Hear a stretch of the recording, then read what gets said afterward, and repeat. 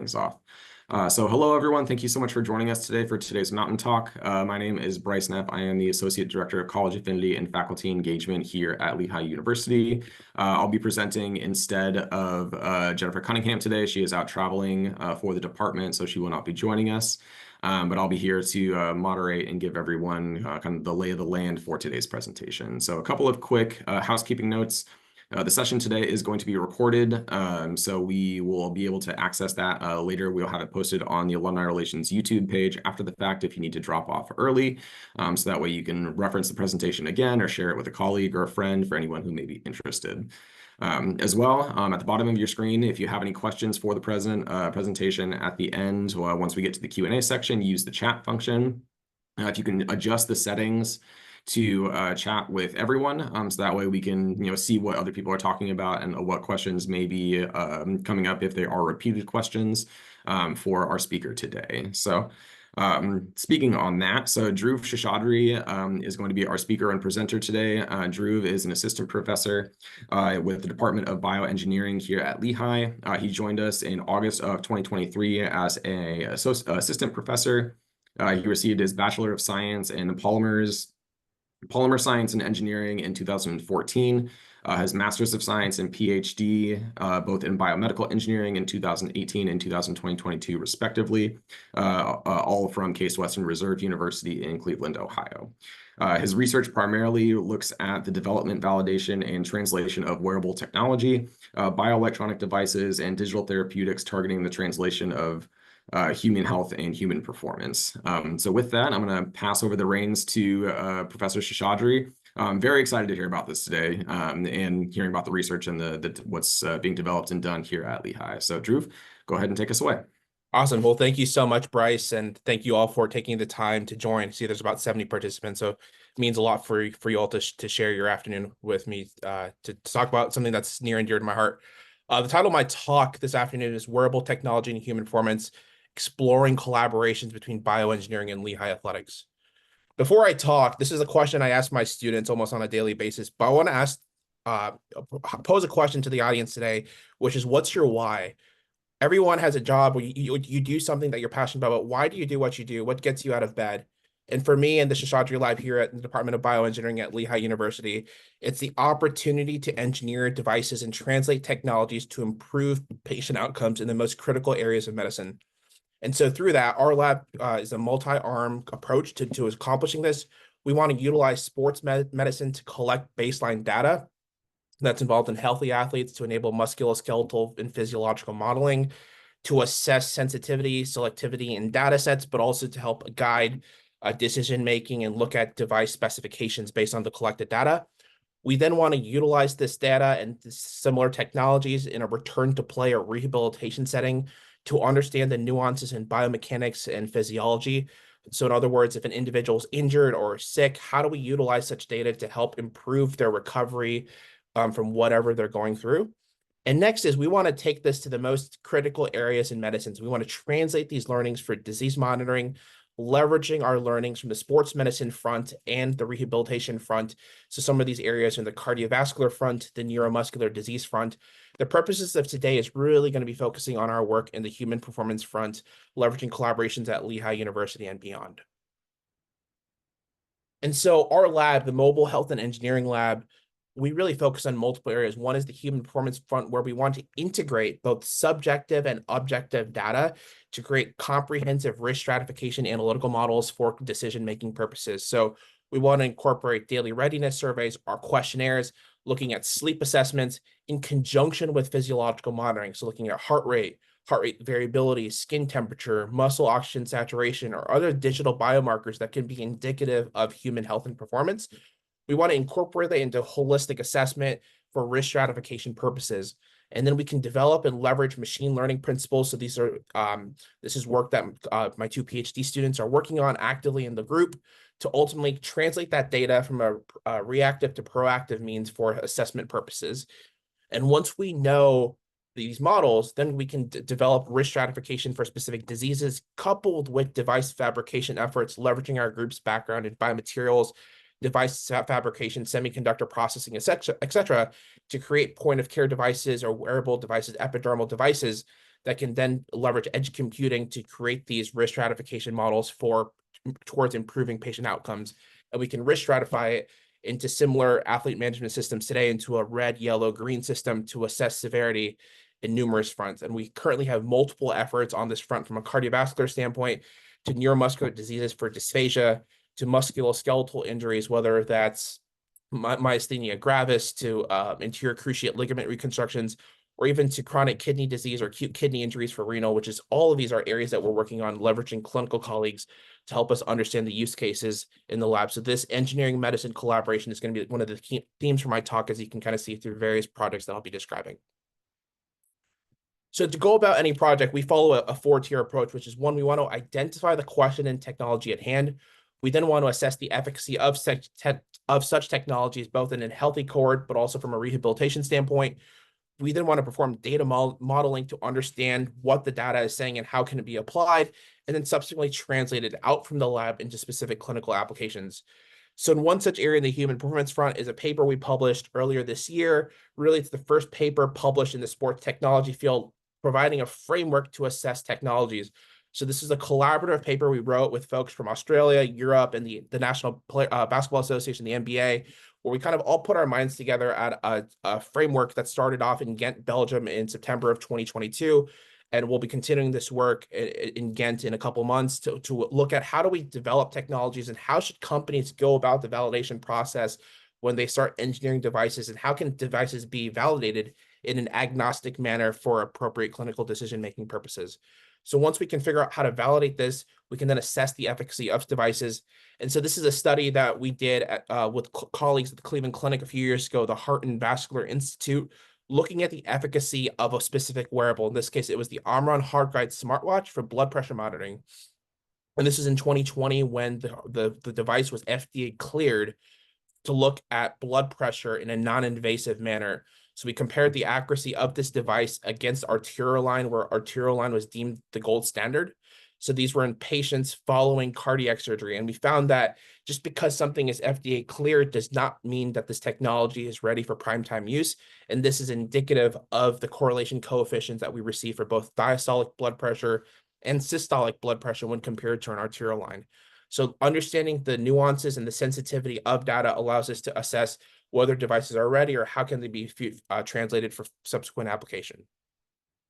Next, we want to perform data modeling. So this is a quote I received from a men's soccer coach several years ago, where he wanted to know how his athletes were performing, but had a bunch of data, did not know what to do with it. And this is a paper we published earlier this year in the journal Sensors, where we looked at changes in workload profiles among the team and within the team, as within specific positioning groups on a team, to ultimately provide the coach objective real-time analyses for what's going on in terms of workload profiles to ensure that the demands of the practice meets the demands of the match.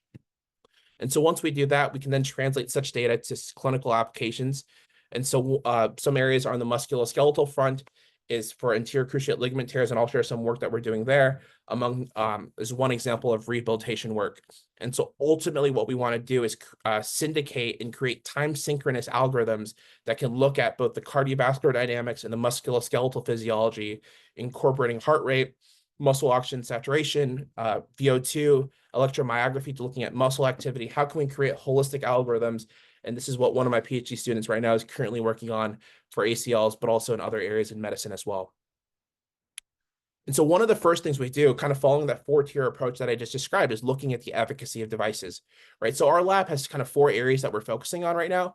And these are active projects underway in our lab. Some of them have IRB approval. Some of them we are submitting to the IRB. For the purpose of today, I'll be focusing on studies 1 and 3.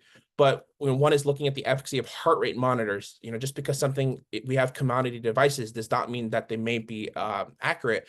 So we're looking at both PPG or devices that utilize light, so photoplethysmography, like the Apple Watch or the Whoop 4.0 or the Garmin watches, versus ECG straps like the Polar H10, against medical monitoring systems today, such as the Dash 5000. So if you're ever in Iacocca Hall, I invite you to come to our lab, where our whole lab is designed. It's basically a closed system where we can manufacture devices, we can do device prototyping, and we can also have a small human performance area in the lab where we can test devices leveraging, against conventional medical monitoring systems today. So we have a treadmill where we can do various exercises efficiently, accurately, and assess severity of data. And another device that I'll be talking about is, or how do we recreate black box algorithms, such as the body battery metric that Garmin provides to look at the holistic wellness of an individual. And a couple of areas that we're particularly interested in is the translation of data towards the social determinants of health. So looking at the efficacy of blood oxygen saturation monitors on individuals with darker skin tones. So that's an active study where we're applying for an IRB and hoping to start in the fall, which will be working with individuals 18 years and older. And the next is developing edge computation algorithms to look at the assessment of core body temperature. So how can we mitigate heat stroke before heat stroke is occurring? And this would leverage our close collaborations with Lehigh football and the soccer teams on campus. And so this involves collaborations across campus, but also with colleagues both in Europe and at Geisinger, where we have a new collaboration. And we're very fortunate to have received funding to help spearhead these various efforts. But I'll be focusing on studies 1 and 3 in this talk, with study 1 on the next slide. So we wanted to look at, in this study 1, we wanted to look at the accuracy of commonly used wearables for sports performance as it relates to heart rate, right? So we looked at the Polar, the Whoop 4.0, which is a wrist monitor, Garmin, which is data that's upcoming, which is a wrist monitor, the Dash 5000, which is used for FDA testing. And we had individuals run on a treadmill at different speeds. And this is just a one-day test that we're about looking to do an even 50-50 split between male and female. We're starting with 30 athletes as a pilot study, 30 student athletes as a pilot study, and hoping to scale as the study moves forward. And so the way we're going about this accuracy testing is following the paper that we published in the Journal of Sports Science earlier this year, looking at a primary screening approach to assess whether technology should be implemented or not implemented. In this case, we're only focusing on the accuracy, repeatability, and the usability aspect of the device. But moving forward, we want to go about this. When we go to publish this work, we'll be following both the primary screening standpoint to ultimately yield in a binary decision of whether the technology should be implemented or not. And so this is just preliminary data. This effort is led by my PhD student and also a high school intern in our group and an undergraduate student as well. In this case, this is data looking at the Whoop wrist monitor versus and the Polar heart rate strap versus the Dash 5000, which is a wired system. And what we can see is the efficacy of the Whoop wrist monitor had a concordance correlation of 0.77. Polar had a concordance correlation of 0.93 versus the Dash heart rate. What we found which was interesting thus far, these preliminary results suggest that for the Whoop monitor, any heart rate above 100 beats per minute had an error margin of about 30%. So basically found that the Whoop wrist monitor tended to overestimate heart rate compared to other devices that we've used. And we're continuing to assess these trends as we continue to build on the study. But we're hoping such data can be used in collaboration with industry to help refine their signal processing algorithms. And one thing I want to stress is all this testing is agnostic of the company. So none of these studies that we do are sponsored by the company, and this allows us to pursue scientific evidence and validation studies in an independent manner without being biased by this respective company. So that's one thing that to really stress when our lab does such work.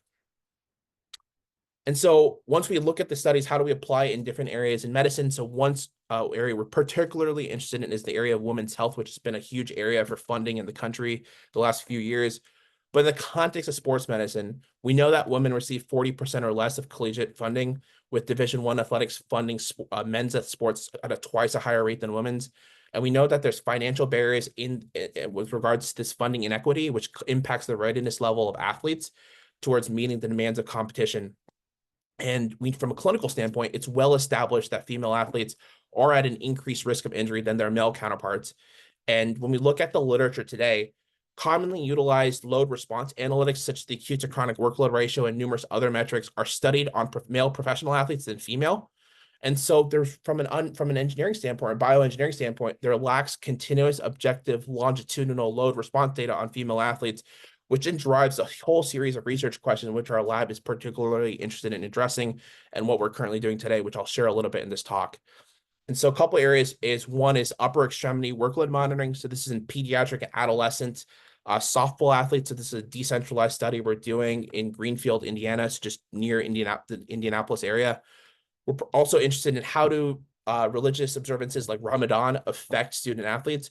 We know from an exercise physiology standpoint that Ramadan can lead to increased propensities or chances of dehydration or soft tissue injuries as a subsequent result.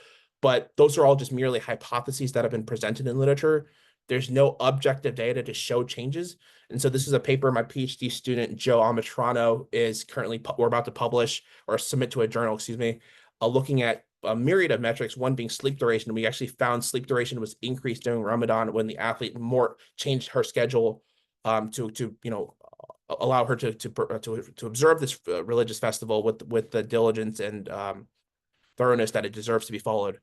And so we're very interested in how do we translate the student athlete well-being, knowing that at an academically rigorous institution like Lehigh University, there's the academic demands, but there's also the demands of the sport. How can those be integrated together, and how do we monitor the holistic well-being of an individual? So that's really a major thrust for us in our research efforts over the last year.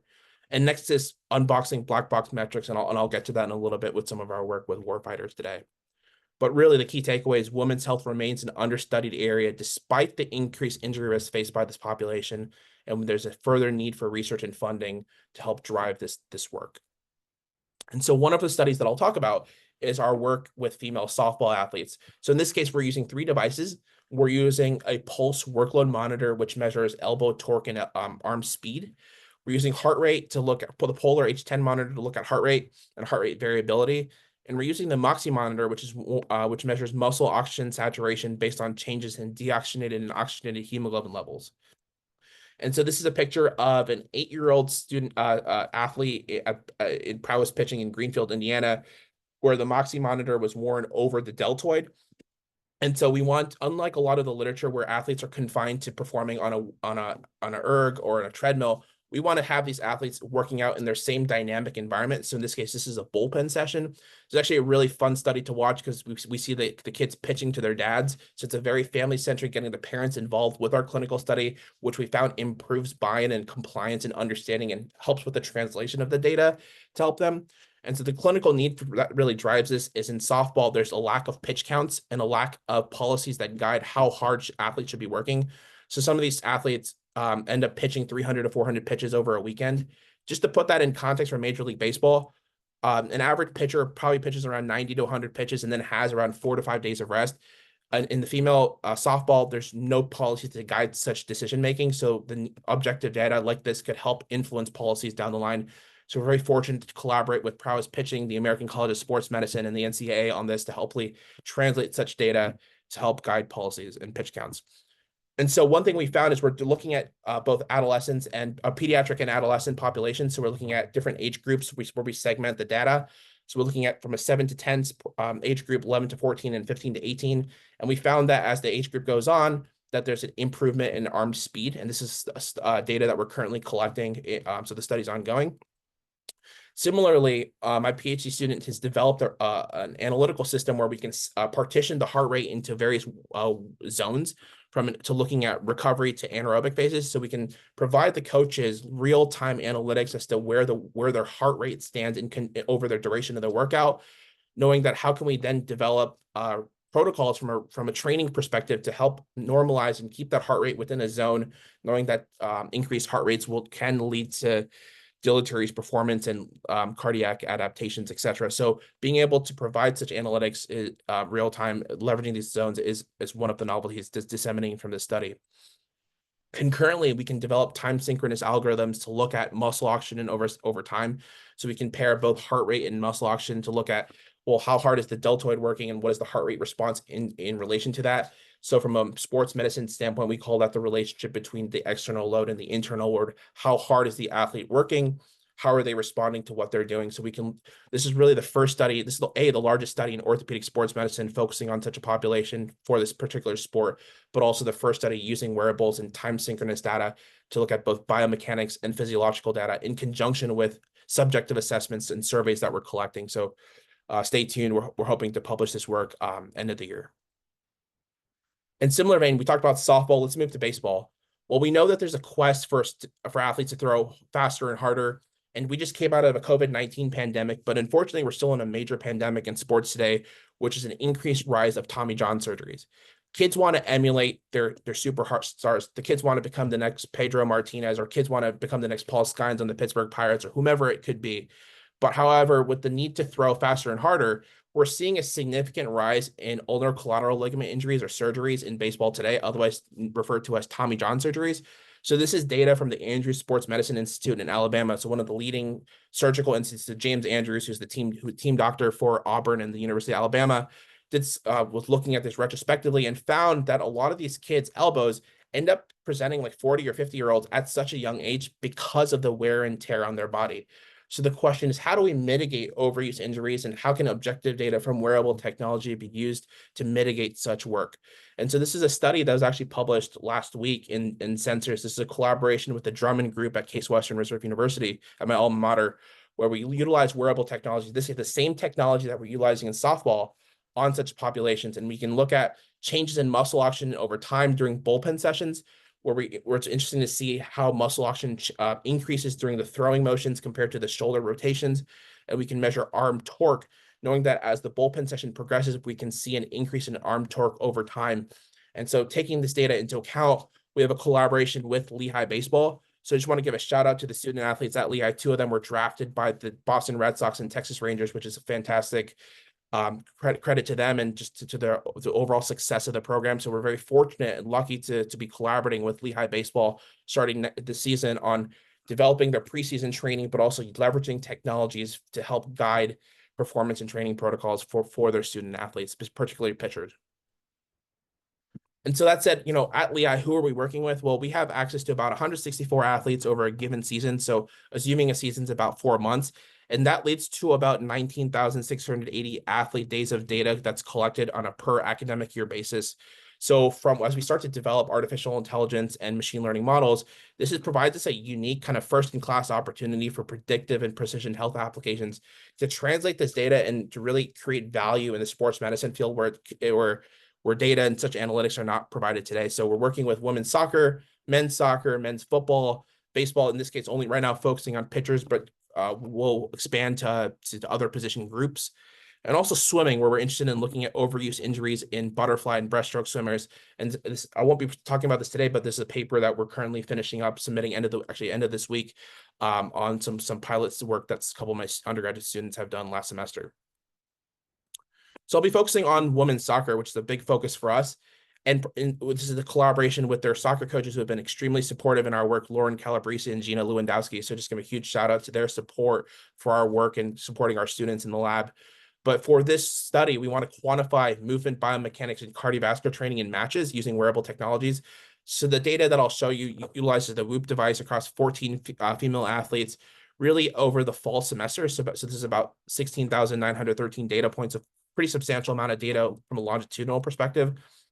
And so my incoming PhD student, Haley Whitney, what she did was created a time synchronous algorithm where we can graph and correlate changes in various vitals over a period in time. So these are called density plots to look at these changes in metrics. So looking at heart rate, resting heart rate, sleep duration, and numerous others, looking at how do they change over time and how, based on what goes on at that specific point in the semester, say midterms or matches, how are the vitals changing over time? So this is just a 30,000-foot level of some of the initial analytics that have been performed. But also we looked at, an interesting thing is looking at resting heart rate and heart rate variability. If I draw your attention to the top right portion of the slide, looking at those two metrics longitudinally over the fall semester heading into February of this year, we look at around the November timeframe, between November and December, December, we see a drop in heart rate variability, an increase in resting heart rate, and an increase in heart rate variability, suggestive of some sort of cardiac adaptation that goes on. And this is where longitudinal data comes into play. Is it how the athletes adapting to what's going on, or so these are particular trends that can only be observed if we collect longitudinal data with these students, and we're going to continue these analytics as the athletes kick off in a few weeks with their preseason training and into the fall season as well. And next, the ultimate thing is, how do we unbox a lot of these black box algorithms to assess what scores, like recovery scores, which syndicate multiple algorithms say. And so this is work, once again, that the PhDs working collaboratively together with the coach. Right now, we've been able to predict it with about a 67% accuracy, but with more data, more training, we can obviously improve the R-squared value. But this is what we're trying to do is unbox and create an open source algorithm that we can then share with the sports medicine community on here is how things are going, and here is how these black box metrics like recovery are indeed calculated to help inform and improve outcomes. And so we're very excited about season 2, so we can continue to add on to the data repository that we have. And this is all under an approved IRB, really the first IRB on campus between bioengineering and Lehigh athletics to help improve and push out, improve outcomes for our student athletes. But also a lot of what I showed for the WHOOP data is all recovery data. What happens during practices and matches? So this, what the data you're going to see is real-time data using a device called the Beyond Pulse, which is worn analogous to the Polar device, so over the sternum, which includes a triaxial accelerometer and to measure acceleration and distance traveled, but also includes an ECG sensor to collect heart rate. And so we can look at its changes in heart rate between a non-starter or someone that doesn't start during the match but comes off the bench versus a starter, and looking at the interplay and changes in heart rate between the time. So in this case, this was over 150 minutes. So this was during a preseason match that the student athlete was, or the team was in. And so we can look at these changes and then look at how can the coach or the team then perform and adapt their workout plans to assure that the student athletes are meeting the demands of the practice or the match in this case. And we could also quantify their total distance and partition their total distance traveled into different intensities, so low, medium, and high, over the duration of the game, and partition it based on the various halves. So in soccer, there's 2 halves, a first half and second half. So we can look at the changes in distance traveled for that specific athlete, for that specific position group, and look at where they are in relation to time. So this is really exciting. And so we'll be on the field with the coach, traveling to the games this upcoming season to provide real-time analytics for the coaching staff to look at both load response analytics using Beyond Pulse and WHOOP as well. So very excited to continue this work.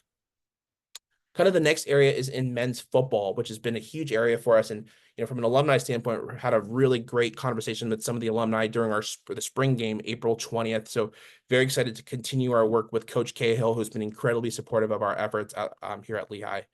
And so what we use different technologies. We utilize the Catapult Vector Core, which is a GPS sensor, which is worn in a sports bra, so tucked behind the shoulder, which measures conventional metrics like distance traveled, velocity, acceleration, and then calculates something called player load, which is the change in magnitude of acceleration. So to provide basically a number that quantifies how hard an athlete is working. And we're ultimately using this to help develop injury risk profiles and risk stratification analytics for injuries. So injuries in this case defined as soft tissue injuries, such as a myotendinous or a ligamentous injury. So a hamstring pull, groin, etc. Next is an active area when an athlete, say, tears their ACL or anterior cruciate ligament. How can we utilize wearable technology to guide the return to play process or rehabilitation? So in this case, we're using the Moxie monitor, which leverages near-infrared spectroscopy to detect muscle oxygen consumption in the muscle tissue. And I'll present some data there on an athlete that we studied. And ultimately, we want to leverage machine learning to help forecast and assess and optimize the data that we're collecting for performance and optimization purposes. And we're doing this both from a strategy standpoint, which I won't get into, but also from a health and wellness standpoint, which as a bioengineer, I will discuss in the subsequent slides. And so these are just a couple pictures from the spring game. So this is with one of the alumnus, Bill Whitney, which was a fun afternoon with us. And also spring practice in 2024. This is at 5 a.m. with the athletes. So we're with them. We do what they do. We're on the sidelines with them collecting data. So it's a lot of fun for us to interact with our student athletes. And so what we're going to be providing the coach real time during the games is looking at how are the athletes performing. So we can partition the athletes in kind of 4 quadrants based on the relationship between their external and internal load. So if you recall what I said earlier, external load is what the athlete is doing. Internal load is how is the athlete responding to what they're doing. So in terms of external workload, we're looking at player load. So that's a metric that I described that the Catapult sensor outputs based on changes in acceleration. Then we're looking at the response to that workload based on heart rate. And so what we're going to do is we're going to be providing Coach Cahill and his staff during the games real-time assessments during the various quarters and halves. How are the athletes performing? And we can calculate something called the training efficiency index that assesses where the athlete's performing in relation to prior work, but also where should they be in relation to what they're doing. And so in the next 2 weeks, we'll have about 90 athletes coming to our lab for preseason testing and baseline testing, and we'll be following them throughout the duration of the season, performing these real-time analytics. So the first time you'll be seeing us on the field is at West Point, where hopefully we'll bring home a W for Lehigh University. But Ultimately, we'll be using this to provide in-game analytics to the coaching staff, performance optimization. So we're super excited to be on the field with our student athletes, with the coaching staff, to help them better their performance and overall health. So this is a really, really exciting time for us as we transition to the fall. The next is what happens when an athlete tears their ACL. Obviously, they're out for the season, but in this case, we're using a wearable technology to guide rehabilitation. So in this case, the Moxy monitor measures muscle oxygen saturation, which is the oxygen balance in the hemoglobin, which is different than, say, your conventional pulse ox, or pulse oximeter, which measures the free oxygen in the blood. And so what the sensor does is it assesses the capillary oxygen balance in the muscle tissue to provide differences between an aerobic and anaerobic state. And so our hypothesis is, does a convergence in muscle oxygen saturation suggest improvements in osseointegration and vascularization of the neoligament following surgery? And how does that show over time?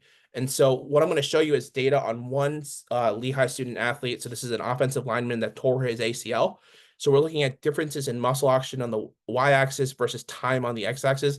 And what you can see is pretty clear, a clear convergence in the difference in muscle oxygen that's read on the contralateral or healthy limb versus the surgical limb. So in this case, these sensors are placed over the vastus medialis, which is a muscle group on the quad, and we have them do standardized workouts. And so we're tracking these differences, working with the coaching staff and the medical staff to look at these changes, and how can wearable technologies in conjunction with orthopedic surveys such as the IKDC scores or RPEs, how can that be used in conjunction or together holistically to help assess when should an athlete be back, how much is too much, and how do we guide their return to play, return to sport, and return to participation to ensure that they're successful both on and off the field, knowing that ACL injuries cause a significant detriment from a psychological aspect. So we want to provide objective data to help with that rehabilitation. And this is a study that's been funded by the American Orthopedic Society for Sports Medicine. So very grateful to have external organizations fund this critical work for both youth athletes, but also our student athletes here at Lehigh University.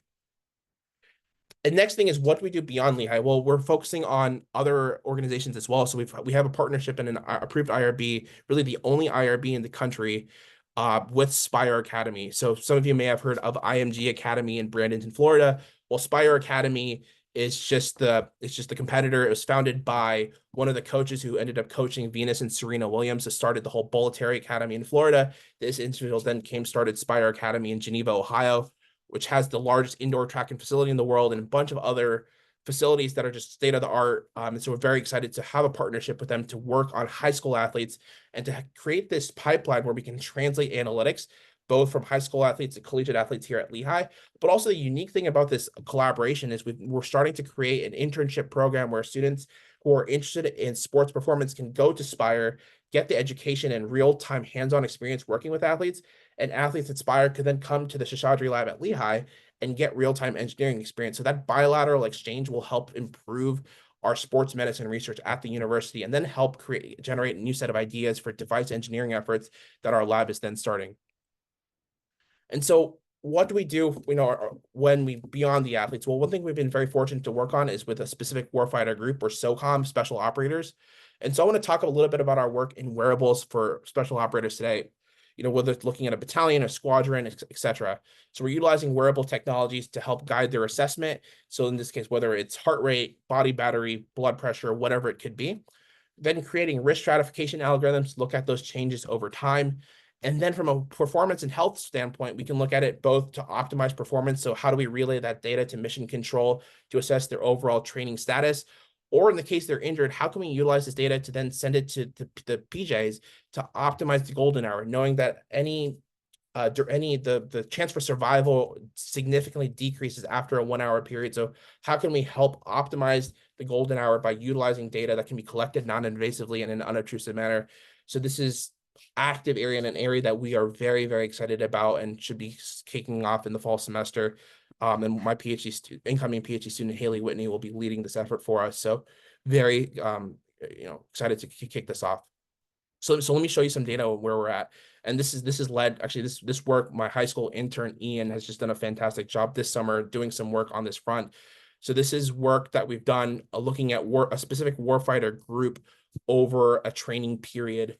And so this training period started in April, ends in June. For the purposes of this analysis, we're only going to be focusing on work that was done middle of May to June. And so just for the purposes and for clarification, we're only going to be focusing on 5 different workout periods. And so what we did was looking at changes in body battery amongst numerous other metrics over time.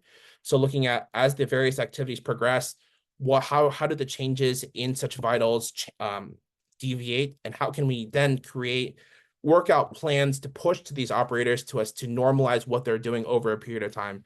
So these are just a simple box and whisker plot to show these changes, and a density plots to help overlay for the squadron leader to assess what is occurring. To ultimately, when these operators go into action, they have the right analytics and they have the right tools to help guide their training. And so with with the specific device they're using in this case, we're trying to unbox a lot of the black box algorithm that's been used to guide their training. So this is very early stage work, but what we found is there's a lack of transparency in what device manufacturers say versus what the device actually means. And this is critical data that my intern Ian found this summer. Is, despite the device saying heart rate and numerous other metrics result in the body battery equation, there's still about 66% of the data that's not answered by what they're saying. So this is currently active efforts by our group to continue to unbox black box algorithms to improve transparency, specifically in warfighters, which hopefully now you see has numerous downstream effects to both collegiate athletes, adolescents, and pediatrics as well. In order to facilitate this work, academic industry partnerships are required to create impact. So we're very fortunate to have partnered with Beyond Pulse, a wearable technology company, to on the women's soccer front, and recently, last month, receive a grant on women's cardiac health research utilizing ECG monitors to look at, for example, the relationship between menstrual cycles and female student athlete well-being and injury risk. So these are, once again, active efforts that we're starting off right away. So we want to utilize human performance as our entry point to de-risk commercial off-the-shelf or COTS or engineering devices that we make in the lab for subsequent translation to other critical areas in medicine. Ultimately, the goal is for Lehigh to win on and off the field. So on the field, we want to bring as many W's as we can and hope our lab can help contribute to that by keeping the student athletes healthy and safe. Off the field, we want our lab to be the epicenter for device translation and device engineering efforts that we can then translate to the student athletes. And if we want this to obviously have a long-term impact on their career, so what we found is about 95.4% of the class of 2023 was employed in various leading companies. So how can we help these student athletes get to where they need to go, whether it's medical school, law school, medical device companies, wherever that could be. So hopefully we can help play a role in that for the longevity and the well-being of our student athletes here at the university. And to do this, I can't do this by just myself, but a collaborative team is required and necessary for optimizing human health and performance. So that starts with our really close collaborations with Susan Troyan and Joe Sterrett at who help run the Department of Athletics here at Lehigh University. The coaches, one thing that really separates Lehigh from other Division I schools is how involved the coaches are in our collaboration. So just in the next hour, we'll be meeting with the women's soccer coach on a new project we'll be kicking off. The men's coach was just on a call with him yesterday. So how integrated they are with our overall research plans. It's very unique, but it's a blessing to have their kind of support, but then wanting to know what the analytics say and how that drives stuff, and working with the sports performance staff, but also folks at other institutions, both in the United States and globally. And once again, all credit goes to two students, Joe Amitrano and Haley Whitney, who are really leading this charge here for our lab at Lehigh University. And that said, I want to thank our funding sponsors, the National Science Foundation, Dysphagia Research Society for some of our work in the neuromuscular space, Labfront, our colleagues at Geisinger for a new a grant that we received, the American Orthopedic Society for Sports Medicine. But most importantly, I want to thank all the students for their hard work and their commitment to engineer to improve patient outcomes. Their hard work makes coming to work and just a lot more fun, and it made this talk today possible. And I want to thank all of you for your time, and I'm happy to take any questions. Thank you so much. Wonderful. Thank you, Dhruv. Really, as you guys can see, massive amounts of data and massive amounts of information in a space like this for not only collegiate athletes, but also high school athletes and adolescent and pediatric athletes as well. We did have a question in the chat from Allison Appel. She said that she was very interested in the swimming study that you're going to be conducting. Yeah. How can she be notified about when the paper is going to be released? She can follow us on social media on our Instagram page. She can follow me on Twitter, LinkedIn, or reach out to the students who are involved. So we try to disseminate this stuff through social media once it's released, and we're excited for that to come out hopefully in the next month or two. Wonderful. And then a couple of questions that I had, one of which you mentioned the variation in the whoop strap, overestimating Mhm. heart rates and the usage that athletes were doing. Yeah. So I guess like thinking about that in the aspect of the average consumer, if they're relying on that data to guide their own performance, what potential implications are there for the user in terms of overtraining or undertraining, or is that something that you guys looked at? So that's a great question. So in terms of how that could have downstream effects for overtraining and undertraining, I think for the average weekend warrior, I think it won't have too many downstream effects. I think in the context of athletes that rely on such data, where heart rate is the primary metric for metrics like training impulse response or internal workload measures, that would cause those metrics to be inaccurate, which would then give them a false positive reading as to where they are in the various zones.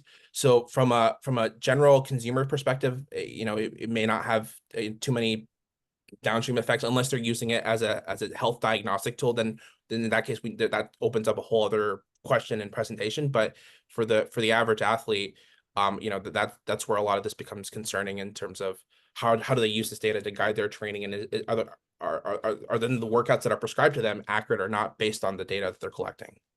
Wonderful. All right, looks like we had a couple questions that are coming in. So Frederick wants to know, thinking about young athletics and young athletes being a particularly vulnerable population, like you mentioned with the Tommy John impact and what we're seeing in young baseball players. How can your work be extrapolated to those populations? Are you guys looking to consider, expanding some more of the studies to include some younger populations of athletes, and what's the plan there? Yeah, that's a fantastic question. So yeah, we are. So I think we're like I mentioned, like I showed some data before, we are doing that in softball with pediatric and adolescent athletes. In terms of baseball, we don't have that right now, but through our collaboration with Spire Academy, that IRB allows us to work on such a population through some of their camps that they go about. So we don't have active work in the pediatric baseball front just yet, pediatric or adolescent baseball front yet, but also we do plan on starting that. And this is a project that we have collaborations with the Cleveland Browns medical team on to help guide and optimize. And so we do plan on starting that in the fall. Wonderful. And then Sandra Denton wants to know, sorry, a question that came in just after that. Lauren Fleischman wrote a great book, quote, good for a girl, that studies girls' sports performance during puberty and the mistake of using the wrong baseline during the physiological developmental phase. How is this being considered in the research you're doing? Sorry, I don't understand the question. So the book studies girls' sports performance during puberty and the mistake of using the wrong baseline during this phase of physiological development. Is this something that you guys have looked at all in the research that you've done? So in terms of the holistic well-being and the menstrual cycles and all, that's something we're starting off right now. And that's why we do a lot of the validation studies of devices initially to us to ensure that the data that we're collecting that then feeds into our algorithms is indeed efficacious. So it is kind of a multi-step process. And in terms of women's health, we are at a stage right now where we do believe the data that we're collecting from the devices that we're using, specifically Beyond Pulse and a couple others, are accurate to give us the data that we need for such applications. Hopefully that answered the question. Awesome. And then we'll take this as our last question because I know that you've got a hard out for where we need to go, but I'll forward any final questions that come in before we can finish up, and we can circle back with our audience. Sure. So Cheryl wants to know, from an ethical perspective, have you considered that an individual with poor internal performance data but good external performance data could experience discrimination, i.e., if they were benched or cut versus others that are performing similarly on the field? That's a fantastic question. And so we have not, and the way we do and that kind of brings about a broader question is, what do we do with this data and how do we convey it to the athletes for their well-being? So we make this very collaborative with the coach and the athletes. So all the athletes have access to their data. And so ultimately, if we see something that's out of the norm, then we work with the athlete and work with the coach to ultimately to help them long-term. We stay out of the decision-making process for whether an athlete plays or not. Our job is just to collect the data, develop the analytics, and translate it to the coach. But if we do see something, that has notified the coach to talk to the player, But from a discrimination standpoint, that's not something that we've seen. And I think that also comes with buy-in, so for the coaches to understand what the data is saying and how it's collected and what we're doing with the data. So in terms of that overall ecosystem, that collaborative network, that we haven't found any of those issues thus far. And even my prior experiences working with professional athletes and even some adolescents, that's, the more buy-in you have right from the get-go, the less those issues come long-term. Wonderful. So with that, we'll use that as our final question as we are reaching time. Andrew and Lizzie, I know you guys just submitted some questions right at the end. I will forward those along to Professor Seshadri and have him follow up with you guys. That way we can get that information answered. As well, for anyone who has any kind of lingering questions or anything that they would like to discuss further, Dhruv does have his email listed right there on the screen, so please feel free to reach out to him.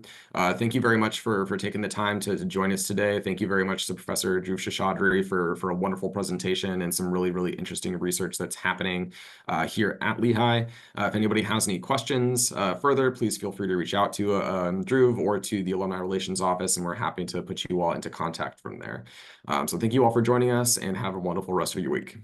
Have a good day, guys. Thanks, Bryce. Appreciate it.